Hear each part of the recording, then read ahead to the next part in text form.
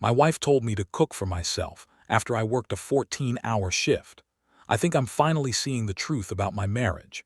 Male, 32 here, married to my wife Linda, 29 for 3 years. She has 2 kids from her previous marriage, Ryan, 11, and Sophie, 8. I work as a field technician for a telecommunications company, which means long days and sometimes emergency calls that keep me out until 10-11 p.m. Let me give you some context first. When Linda and I started dating 5 years ago, things felt different. She was working full-time then as a marketing coordinator, and we'd split dinner costs, take turns cooking, the whole partnership thing. Her ex-husband had been pretty useless, never paid child support consistently, barely saw the kids. I stepped up because I wanted to, not because anyone expected it. After we got married, Linda decided to scale back to freelance work so she could be more available for Ryan and Sophie. Made sense to me. They'd been through enough instability. I told her I could handle the finances while she got established working from home. Yesterday was one of those brutal days that remind me why I get paid well for this job. Equipment failure at 3 different cell towers across the county, and I spent 14 hours crawling through equipment rooms and climbing towers in 95-degree heat. Didn't finish until 10:15 p.m. I was completely drained when I finally got home. My uniform was soaked with sweat. My knees were scraped from crawling through tight spaces, and I hadn't eaten anything since my lunch break at noon. When I walked into the kitchen, I saw Linda cleaning up dinner dishes. The kids were already in their rooms. I opened the fridge looking for leftovers or something quick to heat up, but there wasn't anything. I asked Linda if there were any leftovers from dinner, and she didn't even look up from the dishes, just said, "You're an adult, cook for yourself." I stood there for a minute, not sure I heard her right. I asked what she meant, and she turned around with this annoyed expression. She said, "I made dinner for the kids at 6. You weren't here. I'm not running a restaurant where people can just show up whenever they want and expect food to be ready." I tried explaining that I'd been working since 6 a.m. and couldn't control when the emergency calls ended, but she just shrugged and said, "That's your choice. The kids and I have our routine." "My choice?" I asked. "You think I chose to work a 14-hour day?" She looked at me like I was being unreasonable. "You chose that job. You chose to take the overtime. Don't expect me to rearrange my entire evening because you can't manage your schedule." I wanted to point out that my choice to work overtime is what pays for this house, for Ryan's soccer equipment, for Sophie's art supplies, for the car Linda drives. But I was too tired to fight. I ended up making a peanut butter sandwich and going to bed. But I can't stop thinking about how she said it. Not just the words, but the way she looked at me, like I was some random roommate asking for favors instead of her husband coming home from work. I pay the mortgage, utilities, car payments, and most of the groceries. Linda does freelance graphic design maybe 15 to 20 hours a week, bringing in about $800 or $1,000 a month. I've never complained about supporting the family because I thought that's what partners do. But lately I'm wondering if I'm actually her partner or just the guy who pays the bills while she lives her life with her kids. Don't get me wrong, I love Ryan and Sophie. They're great kids, and I've always tried to be a good stepfather. But sometimes I feel like I'm more of a convenient uncle than a family member. Last month, Linda's mom came to visit for a week. Every night at dinner, it was Linda, her mom, Ryan, and Sophie chatting about school, family gossip, weekend plans. I'd sit there eating, and occasionally someone would ask how work was, but mostly I felt like background noise. One evening, Linda's mom was showing photos from when Linda was the kid's age, and she said, "Look how much Sophie looks like you did at that age." Then she looked at me and said, "You can really see the family resemblance, can't you, David?"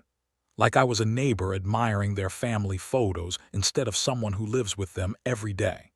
Am I overreacting to this?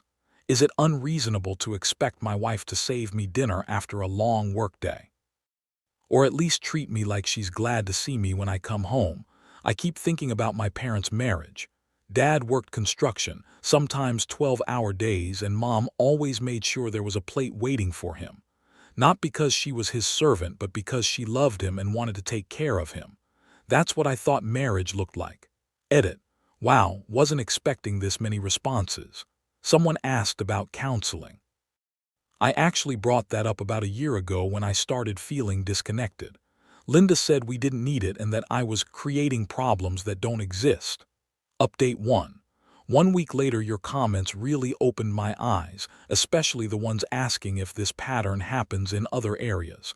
So I decided to test something. This past week, I changed my approach. Instead of asking Linda about dinner or hoping she'd include me in family plans, I started taking care of myself, exactly like she suggested. Monday, stopped at the grocery store on my way home and bought food just for me. Got some steaks, fancy pasta, good bread, stuff I usually skip because it's too expensive, even though I'm the one earning the money. Made myself a nice dinner without asking if anyone else wanted some. Linda was feeding the kids mac and cheese from a box and seemed confused when I walked past with my plate but didn't say anything. Tuesday, I was off work, so I made myself a real breakfast: eggs, bacon, toast, coffee.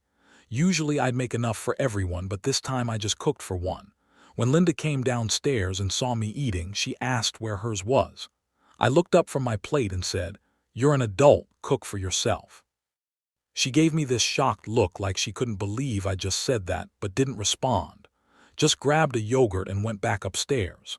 Wednesday, Linda mentioned she was taking the kids to see the new superhero movie that evening. In the past, I would have asked if I could join or suggested we make it a family night. This time I just said cool and made my own plans to grab dinner and drinks with my coworker Jake.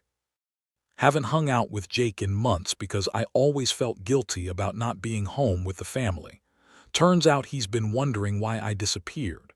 When I got home around 9 p.m., Linda asked where I'd been with this edge in her voice. I told her I was out with Jake, and she said, "You didn't think to ask if we wanted to do something as a family tonight." I reminded her that she'd already made plans without asking me, and she got flustered and said that was different. Thursday, came home to find Ryan struggling with his math homework at the kitchen table. Linda was right there on her laptop, probably working on some design project. I usually help him, but when Ryan looked up and asked for help, I told him to ask his mom because she was available and I was tired from work. Linda looked up sharply and said, "I'm working." I said, "So was I all day." Ryan looked confused and Linda ended up helping him, but she shot me this angry look like I was being unreasonable. Friday was the breaking point. I came home early for once. Linda was making spaghetti for dinner, enough for 3 people. She saw me come in but didn't say anything about dinner, just kept stirring the sauce. So I made myself a grilled cheese sandwich and sat down to eat it at the counter. Ryan asked why I wasn't eating spaghetti with them, and before I could answer, Linda snapped at me. "What's wrong with you this week? You're acting like you don't live here anymore." I looked at her calmly and said, "I'm just taking care of myself, starting with cooking for myself like you told me to." She got flustered and started saying that's not what she meant, that I was being ridiculous and taking things too far. I asked her to explain what she did mean then, and she couldn't give me a straight answer. Just kept saying I was being dramatic and making a point instead of communicating like an adult. "I tried communicating," I said. "Remember when I asked about dinner last Monday? You made it pretty clear that expecting basic consideration was unreasonable." Sophie looked confused by the tension, so I didn't push the conversation further that night. But I've been doing a lot of thinking since then. Linda has been perfectly fine with me taking care of myself when it comes to things she doesn't want to do, like making sure I'm fed or included in family activities. But the moment my independence affects her convenience, like when Ryan asked for homework help and I wasn't automatically available, suddenly I'm being unreasonable. I checked our joint bank account yesterday. In the past 3 months, Linda has spent $1,200 on clothes and entertainment for herself and the kids. Meanwhile, I can't remember the last time I bought myself anything that wasn't work-related. Last weekend, I realized I needed new work boots. I mentioned it to Linda and she said, "That's a work expense, right? Your company should pay for that." When I explained that they give us a yearly allowance that I'd already used on other safety equipment, she just shrugged and said, "Well, you'll figure it out." But when Sophie wanted that art easel, Linda didn't hesitate to use our joint account. When Ryan needed new soccer cleats, she bought the expensive ones without asking. Her hair appointment last month cost $180, and she didn't mention it until I saw the charge. I'm not angry about supporting my family financially. That's not the issue. The issue is that I'm apparently only a member of this family when it's time to pay for something. I love Ryan and Sophie. They're good kids, and none of this is their fault. But I'm starting to realize that Linda has set up a household where she and her children are the family, and I'm just the guy who funds their life while occasionally being allowed to participate. I'm going to talk to a lawyer this week, not because I want a divorce, but because I need to understand what my options are. I can't keep living like a stranger in my own house. Edit. Someone asked if Linda contributes anything to the household besides her small income. She does handle most of the cleaning and manages the kids' schedules. But here's the thing. She was doing those same things when we were dating, and she worked full-time. The only thing that changed when she cut back her work was that I became responsible for supporting her lifestyle financially. Update 2. 2 weeks later. I met with a divorce attorney last Monday. His name is Robert Larson, comes highly recommended, and he was very straightforward about my situation. Turns out that since Linda and I don't have kids together and she works, even part-time, I likely wouldn't be paying much in spousal support. The house is in my name since I bought it before we married, though she might be entitled to some equity from improvements made during marriage. I didn't file immediately. I wanted to try one more conversation first. Last Wednesday evening, I sat Linda down after the kids went to bed and explained how I'd been feeling. I told her that I felt like an outsider in my own home, that I didn't feel valued as a husband, and that I needed things to change if our marriage was going to work. I was calm and specific. I explained that it wasn't about any single incident, but about a pattern where I felt like I was valued for what I provided rather than who I was. I gave examples: the dinner situation, being excluded from family plans, feeling like my needs came last in every situation. Her response: she rolled her eyes and said I was being overly sensitive, and that this is just how families work. Families work by treating one member like an ATM. I asked, "Don't be dramatic," she said. "You act like I'm some gold digger. I work, I take care of the house, I manage everything with the kids. Just because I don't worship the ground you walk on doesn't mean I don't appreciate you." When I pointed out that most wives don't tell their husbands to fend for themselves after a 14-hour workday, she said, "Most husbands don't expect their wives to be their personal servants." That wasn't what I was asking for, and I tried to explain that. I told her about my parents, about how they took care of each other, about how my mom would save Dad dinner not because she was his servant but because she loved him. But Linda just kept getting more defensive, saying I was trying to make her feel guilty for having boundaries, and that maybe I should appreciate everything she does do instead of focusing on what she doesn't. "Like what?" I asked. "What do you do that shows me you value me as your husband and not just as a provider?" She was quiet for a long moment thinking. Then she said, "I keep house. I make sure the kids are taken care of. I'm here when you come home." "You're here," I repeated. "Like furniture is here." "That's not fair," she said, but she looked uncomfortable. I asked her what she thought I brought to our marriage besides money. She was quiet for even longer this time, then said, "You're a good provider and you're decent with the kids." A good provider, that's it. That's how my wife sees me. I asked if she loved me or just loved what I provided. She got angry and said I was trying to manipulate her with gotcha questions. She said of course she loved me, but that love isn't just about feelings, it's about partnership and responsibility. "What partnership?" I asked. "Partners make decisions together. Partners consider each other's needs. Partners include each other in their lives. You make plans without me, spend money without discussing it, and treat my need for basic consideration like an unreasonable demand." She said I was twisting everything, that I was being unfair, that she couldn't win with me. but she never answered the question about whether she loved me or just what I provided. The conversation went on for another hour. I tried to get her to understand how isolated I felt, how being told to cook for myself after a brutal work day felt like a slap in the face. She kept insisting that I was overreacting, that all marriages have rough patches, that I was expecting too much.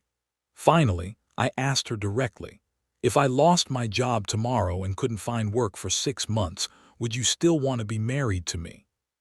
She hesitated just long enough to give me my answer. I filed for divorce on Friday.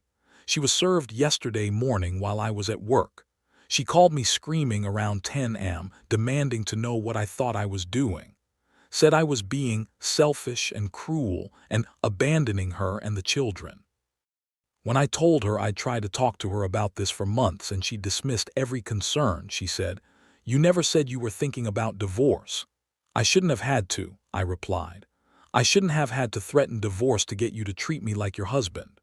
When I got home yesterday evening, she was crying and asking how I could do this to them. Ryan and Sophie were at her sister's house, so we could talk freely. She kept saying she didn't understand, that things weren't that bad, that I was throwing away our family over petty things like dinner. I stayed calm and told her exactly what I told the attorney. I'm not your husband in this house. I'm your financial backer, and I'm not living like that anymore. She kept crying and saying I was wrong, that she did love me, that I was breaking up the family over nothing. I told her if they were such petty things, she should have cared enough to fix them when I asked. "I can change," she said. "I can make dinner for you. I can include you more. Just don't do this." "Linda," I said, "you shouldn't have to force yourself to include your husband in your life. The fact that you think these are things you need to consciously do proves my point." She asked if there was anything she could do to fix this. I told her the time for that was months ago, when I first started telling her how I felt. She made it clear then that she didn't think my feelings mattered enough to change anything. Now I'm making a change she can't ignore. Ryan and Sophie know something's wrong, but not the details yet. I've been staying in the guest room and will probably move out this weekend.